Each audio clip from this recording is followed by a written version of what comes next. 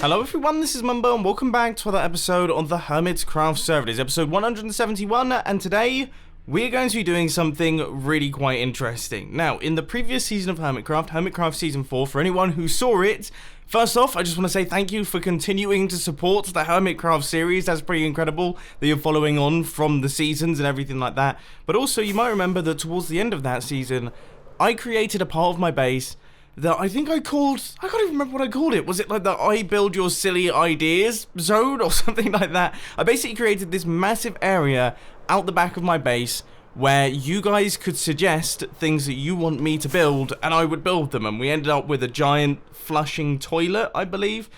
We had a big tooth that was being drilled because I had my root canal. We had a Mavic Pro drone. There was a few other things. I'm trying my best to think. I'm fairly certain there was a love heart. Was there a love heart? Or am I going completely insane? Either way, there was tons upon tons of stuff out there, and I thought that would be a really cool thing to bring back for Hermitcraft Season 5. Did you guys see how out of sync the Minecraft audio was in that clip?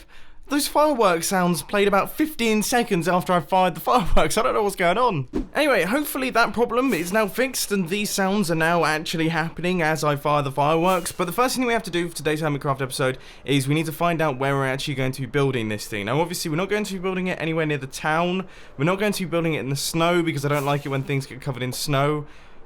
This could be a potentially good spot. Maybe we just have to do quite a bit of terraforming, but actually that's not too bad. Or I guess we could build it in the ocean, maybe floating out somewhere over here.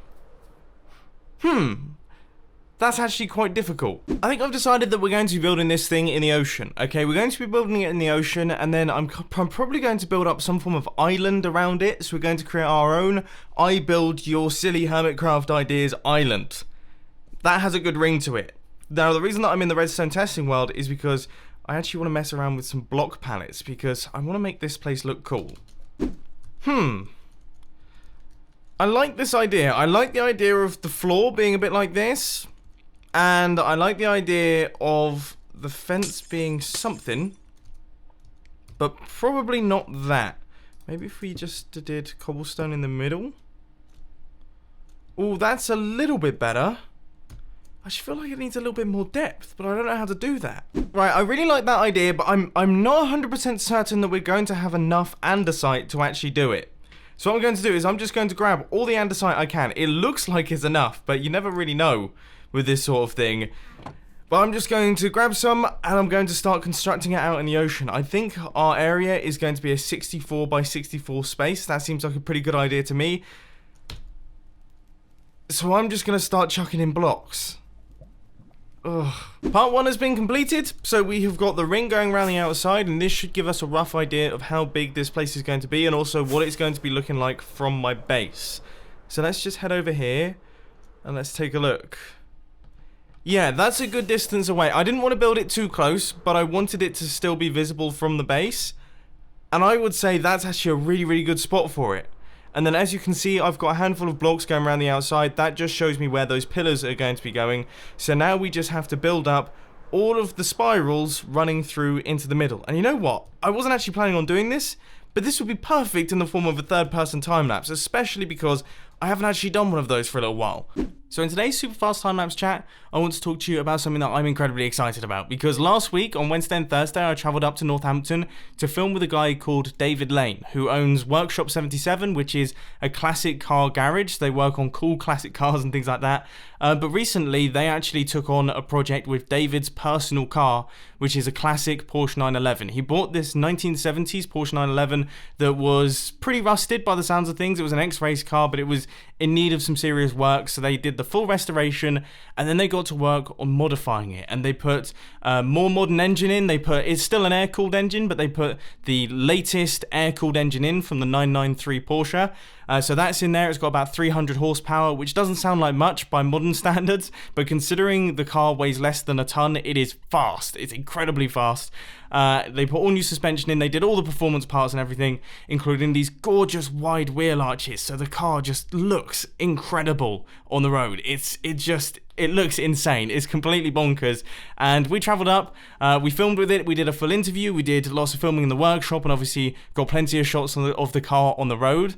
and I just can't wait to release it, because obviously this is I love cars. I absolutely love cars, so I'm incredibly passionate about the subject, and I'm also incredibly passionate about filming things and producing cool looking videos. So these are two of my favorite things slapped together, and I'm working really hard on it. I'm hoping that the end product is going to look really, really good, and I just can't wait to share it with you, because it's something that I feel incredibly strongly about. So hopefully that should be releasing on the filming channel at some point soon.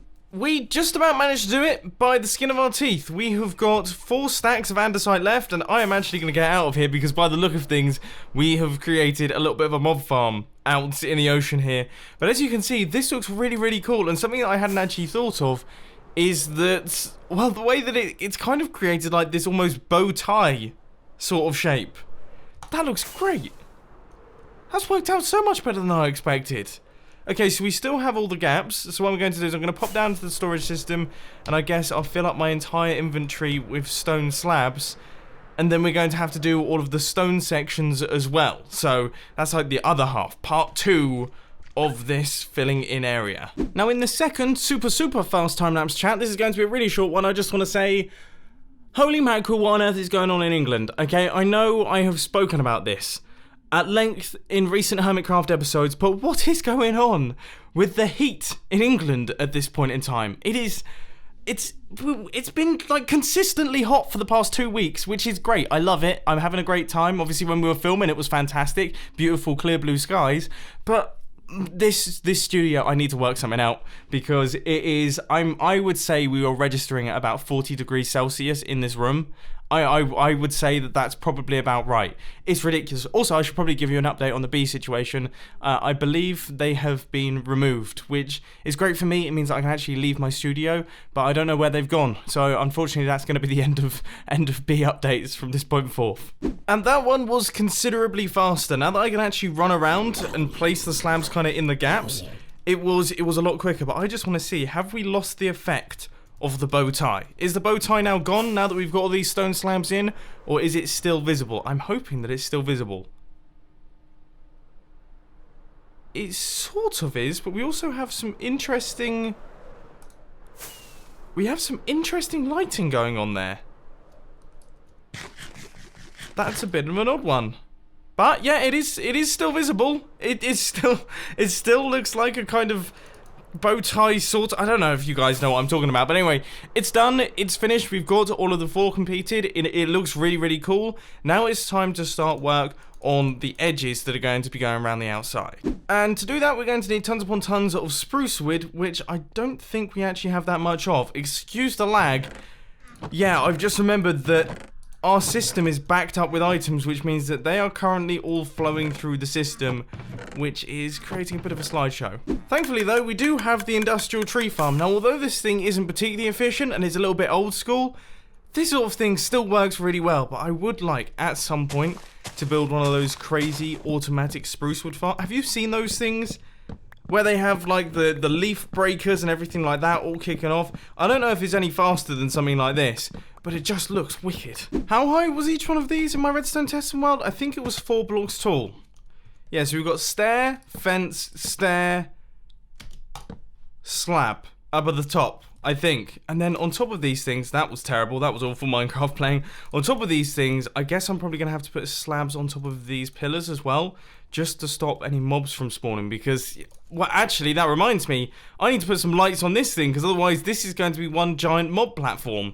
Now that all of our posts are done, it's time to start work on the actual fences. So as you can see, I've done one side right here, and I have to say, progress is a little bit slower than I was perhaps expecting, because it goes cobblestone, stone brick, cobblestone, stone brick stair, cobblestone, stone brick, cobblestone. So we have to go through that, and I think it's being made slower by the fact that I actually use my number pad to go through my inventory. I've just been thinking about this.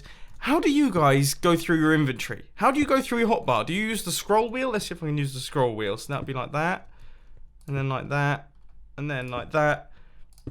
I mean, I could get used to this, but I don't know. I've always, ever since I started playing, I've used the number pad to go through. So I just did a poll on Twitter about 10 seconds ago asking how people use their hotbars in Minecraft, and currently 23% of people use numbers. So I am clearly in the minority big time here. 77% scroll through their hotbars. I might have to get into that. That does seem to make sense. Much less hand movement. Things are coming together pretty nicely here. We've got ourselves the entire bottom area all done and dusted, and I'm just in the process of doing the top. And also our poll. Numbers is making a bit of a comeback. We've got 29% numbers, 71% scrolling, and we've got 500 votes so far. This is really thrilling. I'm enjoying watching this on my other screen. A lot of people are also saying that they use a combination of both, which is very interesting for me. I'd never even thought of that. Some people are saying that the early numbers, like 1, 2, and 3, they use numbers, and then for everything else they scroll, which actually seems like quite a logical idea.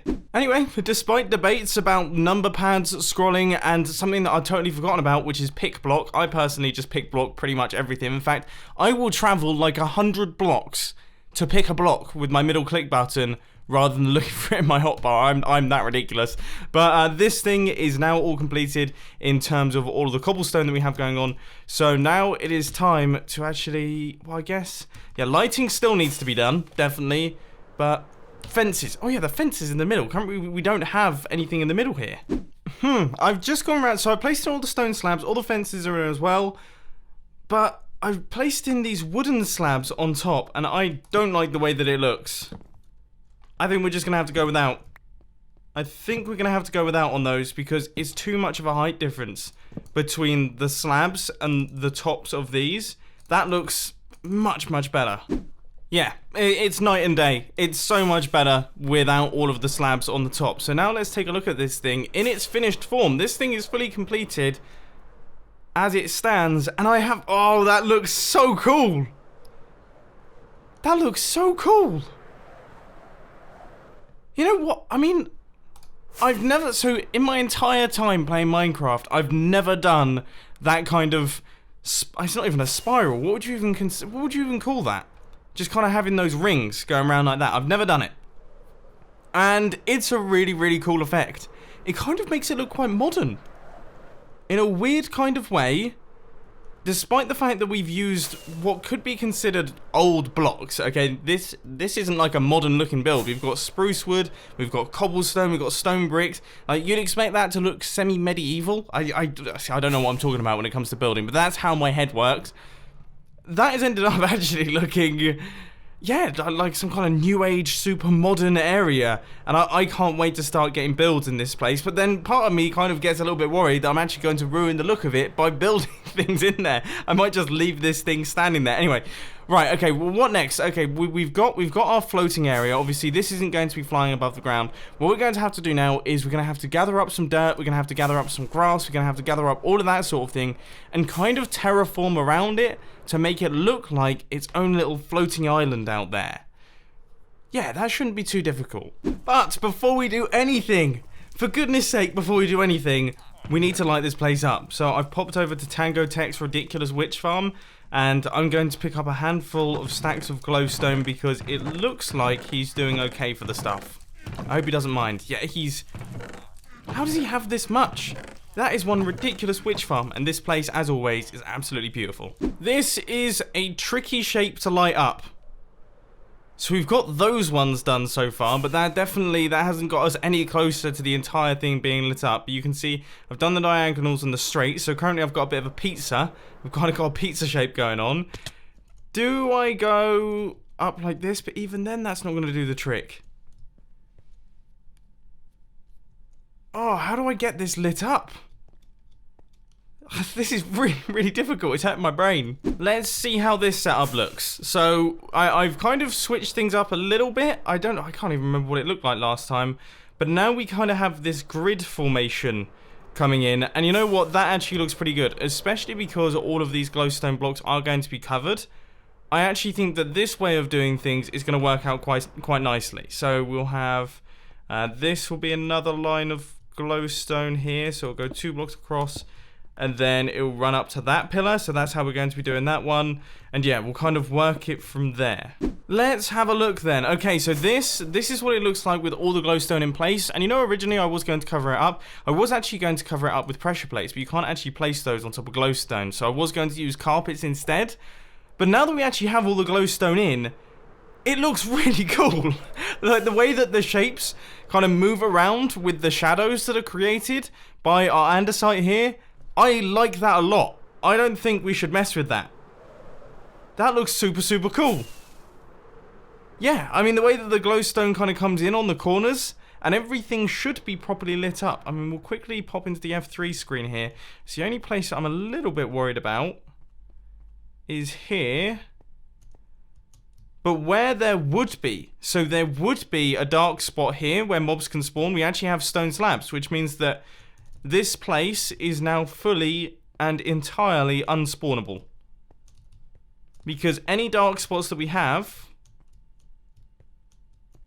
are slabs. So a mob would be able to... Oh, no, this is the darkest spot. Yeah, because this is in the middle. And that is 8, and we need 7 for them to be able to spawn. So no, this is working absolutely perfectly. We've got it fully lit up. That thing is now done. Now it's time to do the terraforming. The only thing is, we finally don't have any dirt. And we don't have any grass either, which is spectacular because we have had loads and loads of that in the past. So I guess we're going to have to go out on a bit of a farming session for mud. That went well. I've just defaced that local mountain there. It's just outside of the render distance, but quite a few blocks have been wiped out. So now we are going to start placing these things in. And I'm trying to work out how far down I should actually go here. I don't necessarily want it to be a big island. I just want it to look like it's not flying above the ocean, basically, because this is definitely defying gravity at this point in time. So probably, I mean, something a little bit like this. Yeah, and then just kind of wrap it around like that. I mean, as you know, I am terrible at terraforming. So this...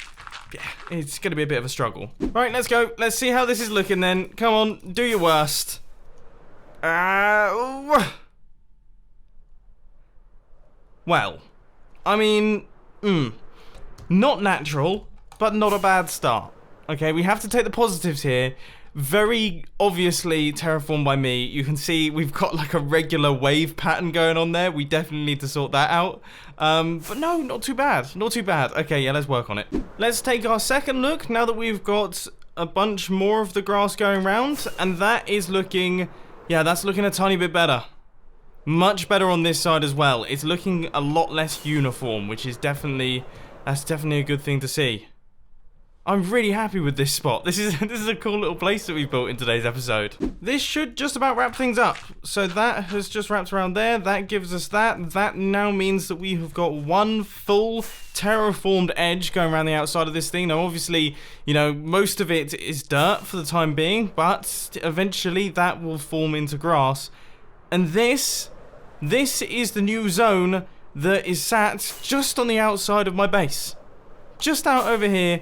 We have got this rather cool looking structure, which eventually is going to be filled in with a whole ton of builds. Which brings me on to the final point of today's video, because this is all going to be going down in the comment section. So, as you guys know, generally speaking, when I do the I Build Your Silly Redstone Ideas videos, it's Twitter based, and that works really, really well, because Twitter is one of those things that, Twitter sorts things nicely, okay? It's very easy to respond to people, it's very easy to find tweets, again, you can just look them up.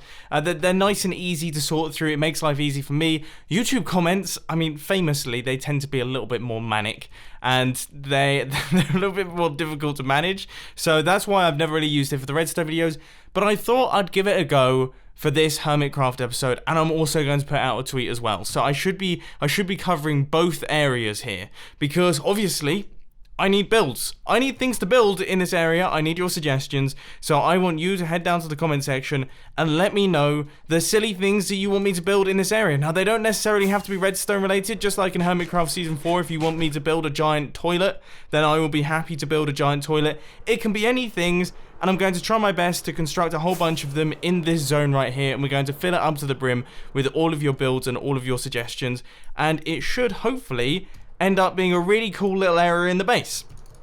And for those of you who actually get a submission submitted, the people that have actually submitted something that does get built on the Hermitcraft server, you'll be able to look at that build that is just off from my base and say to yourself, you know what, that was all my idea. I'm gonna take credit for it. So yeah, there we go. I hope that covers everything. As I say, let me know down in the comment section your thoughts for this place. I can't wait to get started. Also, let me know on Twitter your thoughts for this place. Can't wait to get started on those. But anyway, I hope that you enjoyed this episode on the Hermitcraft server. If you did, please sure to that like button, and if you really loved it, then make sure to subscribe. But thanks for watching, guys. This has been Mumbo, and I'm out. I'll see you later.